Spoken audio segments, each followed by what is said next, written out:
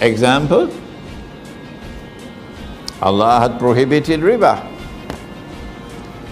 borrowing and lending money on interest, riba.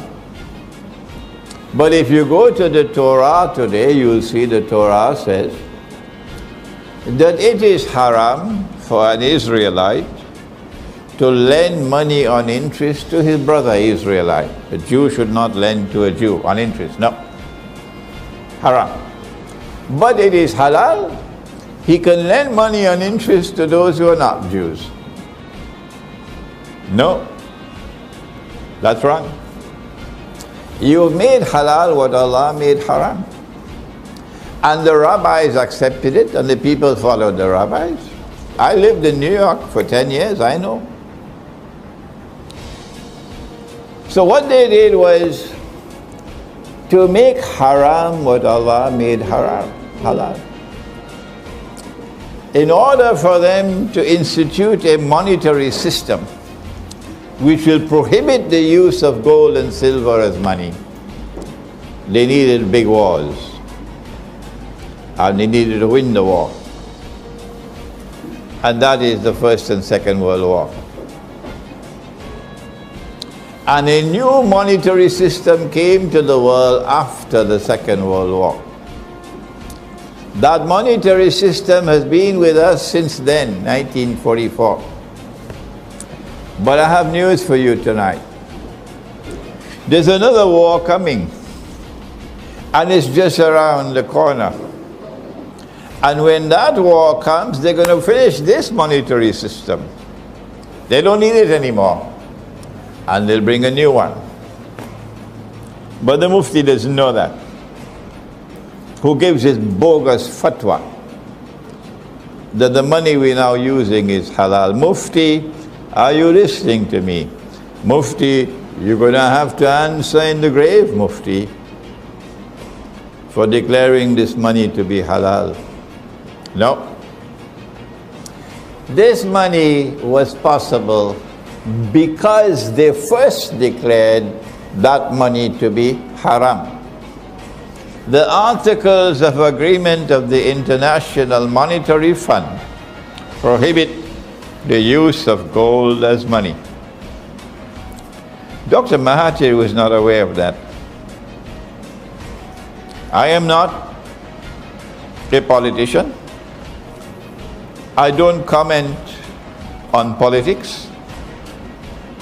But when someone does what is right, I declare that he did what is right, and I don't care who is annoyed with me. A scholar of Islam doesn't bow his head before public opinion.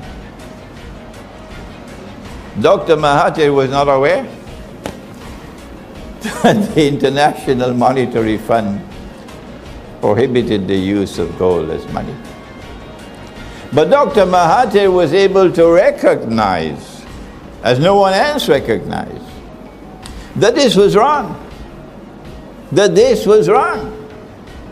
That you cannot prohibit the use of gold as money. And Dr. Mahathir did what no one else did in the history of this country. Let me remind the Malaysian people, if they need to be reminded, that Dr. Mahathir did what no one else did ever did, and perhaps no one else will ever do. When I met him, I told him that. I said, you're the second one to do it. The first was General Charles de Gaulle.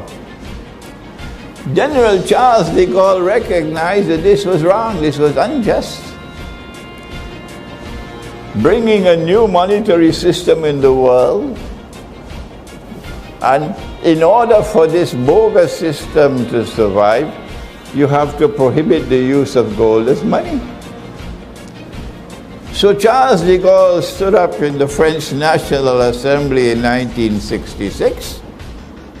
That's why the French people loved Charles de Gaulle. And he blasted them.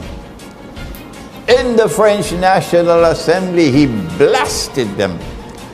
And he declared this to be an unjust monetary system that you brought into the world. And so they took out their knives for him. Yeah.